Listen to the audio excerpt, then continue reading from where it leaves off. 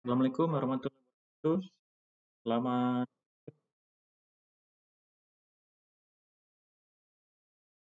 sudah terdengar suara saya ya? Oke, baik, ini sudah normal kembali ini apa laptopnya. Oh ya, untuk PowerPoint-nya sudah bisa terlihat. Nah, pada materi ke-13 ini ya, pembahasan kita tentang teknik penyelesaian masalah etika. PowerPoint-nya sudah bisa terlihat? Baik. Nah, pada teknik penyelesaian masalah etika ini ada tiga ya yang kita bahas. Yang pertama adalah analisis isu-isu dalam masalah etika, kemudian membuat diagram garis, ya, kemudian ketiga membuat diagram alur ya. Nah, pada analisis isu-isu dalam masalah penyelesaian masalah etika ya, tipe isu itu ada faktual ya, di mana isu faktual itu melibatkan apa yang benar diketahui tentang sebuah kasus ya. Misalnya dalam fakta-fakta yang ada. Kemudian dengan diselesaikannya misalnya ada suatu kontroversi dalam fakta-fakta yang ada, maka untuk mengungkap suatu kebenarannya dapat dilakukan dengan penelitian. Nah, kemudian kedua adalah konseptual ya. Nah, dari sisi konseptual ini isunya berhubungan dengan bisa tidaknya ide itu diterima ya. Ya, misalnya kita dalam hal mendefinisikan apa yang membedakan pemberian penyuapan dengan hadiah yang diterima atau menentukan kerahasiaan suatu informasi dalam bisnis ya. Kemudian ketiga adalah moral. Nah, di sini di sisi moral tentunya menemukan prinsip moral yang dapat diterapkan pada situasi tersebut ya. Nah, misalnya yang relevan terhadap prinsip moral yang ada, bagaimana kita menerapkan prinsip moral tersebut. Kemudian bagaimana cara kita membuat diagram garis ya. Nah, diagram garis di sini tentu sangat berguna di mana kita dalam hal menerapkan ya prinsip-prinsip moral misalnya dengan cara menggambarkan diagram garis. Misalnya yang pertama adalah menggambar garis beserta berbagai contoh dan situasi hipotesis ya ditempatkan pada garis tersebut. Kemudian pada satu ujung ditempatkan paradigma positif dengan ujung lain paradigma negatif. Nah, ketiga, contoh-contoh yang mendekati paradigma positif itu kita tempatkan dekat paradigma positif vice versa-nya. Sedangkan keempat, tempatkan masalah moral yang dibicarakan ke tempat yang tepat sepanjang garis. Kelima, kita melakukan telaah apakah lebih mendekati paradigma positif atau negatif, lalu kita menentukan masalahnya bisa diterima atau tidak, etis atau tidak ya. Nah, misalnya dalam hal membuat diagram garis, contohnya ada masalah ya dalam suatu perusahaan yang membuang sedikit limbah beracun ke sebuah danau ya. Nah, kita melakukan penelitian dengan menunjukkan bahwa jumlah limbah yang kita rencanakan untuk dibuang ke danau tersebut ya. Misalnya adalah 5 ppm. Nah, batas EVA untuk material itu ditetapkan 10 ppm ya. Nah, paradigma positifnya adalah persediaan air untuk warga kota itu harus bersih dan aman. Kemudian paradigma negatifnya tingkat limbah beracun yang dibuang ke danau. Nah, ini adalah diagram garis ya, ada paradigma negatif, ada paradigma positif. Kemudian bagaimana membuat diagram galur.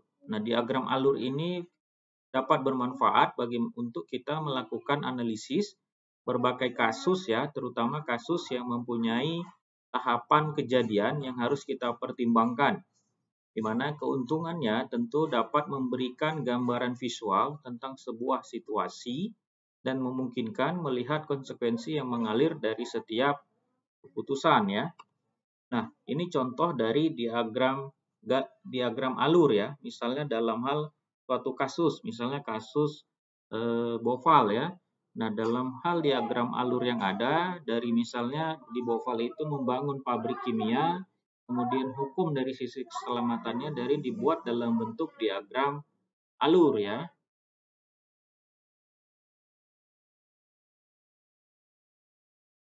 Nah, kemudian untuk materi yang ke-14 ya, ini PowerPoint-nya masih terlihat ya. Nah, dalam hal pembahasan materi ke-14 ini tentang ethical government. Di sini adalah etika pemerintahan ya. Nah, pada pembahasan terkait government ya, ethical governance ya, tentunya bagaimana etika berarti nilai-nilai dan norma moral baik ya dipraktekkan atau justru tidak dipraktekkan ya. Nah, menurut Soekarno Agus merupakan ilmu tentang apa yang biasa dilakukan atau ilmu tentang adat istiadat yang berkenaan dengan hidup yang baik dan yang buruk ya. Dalam hal arti sempit dari ethical governance ya, khusus kekuasaan eksekutif, sedangkan pemerintah dalam arti luas itu adalah sebuah organisasi atau lembaga yang menjalankan segala tugas pemerintah baik sebagai lembaga eksekutif, legislatif maupun juga yudikatif ya. Nah, dari beberapa pengertian tadi ya, bahwasannya etika pemerintahan itu sebagai seperangkat nilai moral dan ajaran tentang berperilaku baik dan benar ya, sesuai dengan nilai-nilai keutamaan yang berhubungan dengan hakikat manusia. Nah, kemudian dalam ethical governance terdapat juga ada masalah kesusilaan dan kesopanan, misalnya dalam aparat, aparatur, struktur, dan lembaganya ya. Kemudian kita masuk kepada budaya etika. Nah, setiap suatu negara ataupun bangsa itu memiliki budaya yang berbeda-beda ya. Nah, dalam setiap budaya itu biasanya memiliki keunikan tersendiri ya. Jadi budaya itu tidak hanya soal seni tapi juga dapat diterapkan dalam hal etika. Nah, tidak hanya dalam kehidupan bermasyarakat ya, budaya etika itu juga harus diterapkan dalam berbagai bidang, misalnya dalam hal bisnis. Nah, konsep etika bisnis ini tercermin pada corporate culture ya, bagaimana budaya perusahaan ya. Misalnya bagaimana seorang karyawan berpakaian, berbicara, melayani tamu, dan melakukan pengaturan di kantor ya.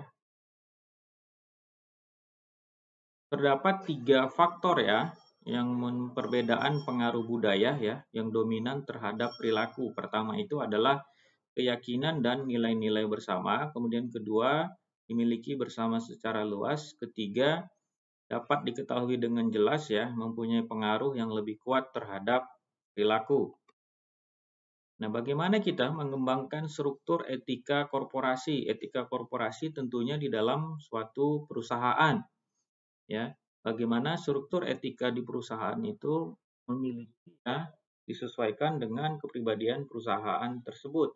Bagaimana dilakukan secara pengembangan serta evaluasi yang dilakukan oleh perusahaan secara rutin untuk mencapai tujuan perusahaan menjadi lebih baik sesuai dengan norma yang ada.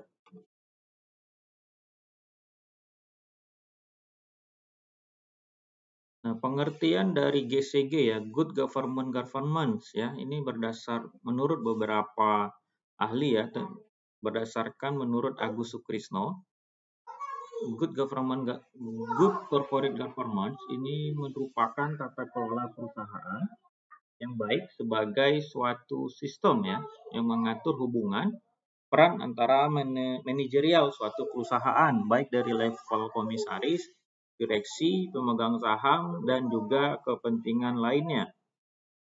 Ya.